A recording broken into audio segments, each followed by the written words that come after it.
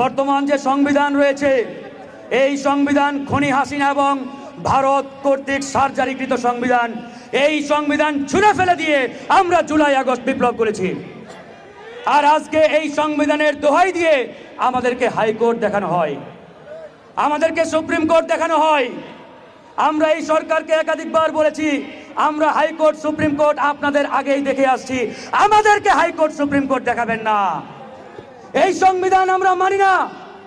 এই সংবিধান ছুঁড়ে ফেলে দিয়ে এই জুলাই আগস্ট বিপ্লব করেছে এদেশের ছাত্র জনতা। কিন্তু বড় দুঃখের বিষয়, পরিতাপের বিষয়, আজকে একটি অশুভ রাজনৈতিক চক্রের গভীর ষড়যন্ত্রের জাতাকলে আমাদেরকে একটি এই সংবিধানের ফর্মুলার মধ্যে ঢুকিয়ে দেওয়া হয়েছে। তারা নাম দিয়েছে অন্তর্বর্তীকালীন সরকার। আচ্ছা ভাইরা, আমরা কি অন্তর্বর্তীকালীন সরকার চেয়েছিলাম? চেয়েছিলাম? কথা বলতে হবে প্লিজ। স্লোগান না, স্লোগান না, স্লোগান বন্ধ করেন, স্লোগান বন্ধ করেন। আমরা বিপ্লবী সরকার চেয়েছিলাম, আমরা অন্তর্বর্তীকালীন সরকার চাই নাই। কিন্তু পরিকল্পিতভাবে সেই বিপ্লবী সরকার গঠন করতে দেওয়া হয় নাই। কারা করতে দেয় নাই সেটি ইতিমধ্যেই পরিষ্কার হয়ে গেছে। সেই 5ই আগস্টে খনি হাসিনা পালিয়ে যাওয়ার পরে ক্যান্টনমেন্টের বৈঠকে যে সকল রাজনৈতিক নেতারা উপস্থিত ছিলেন তারাই মূলত দায়ী এই বিপ্লবী সরকার গঠন না হওয়ার পিছনে। সেখানে যখন অন্তর্বর্তীকালীন সরকারের ফর্মুলা থ্রো করা হলো, এই রাজনৈতিক নেতৃবৃন্দ তারা কেন বললেন না আমাদেরকে একটু সময় দেন, আমরা ভেবে দেখি, আমরা একটু আলোচনা করি? তারা বিন্দু পরিমাণ চিন্তা না করে তড়িৎ গতিতে জি হুজুর বলে মেনে নিলেন।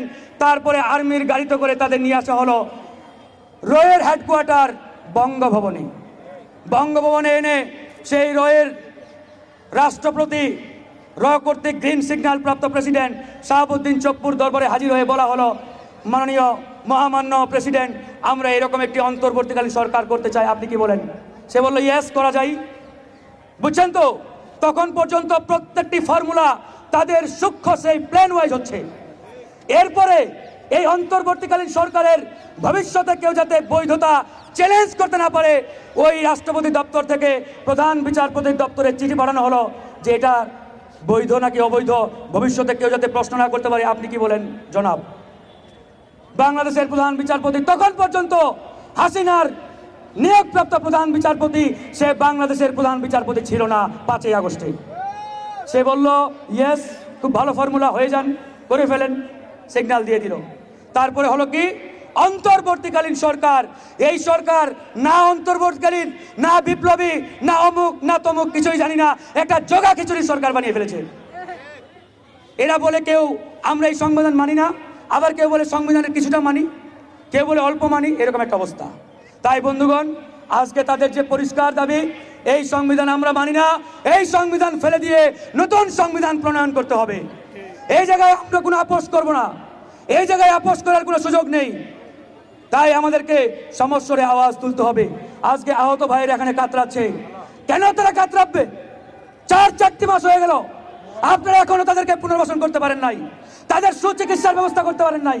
আজকে আমার আহত ভাই, তার পা নেই, হাত নেই, তাকে এখানে কেন এসে দাঁড়াতে হবে?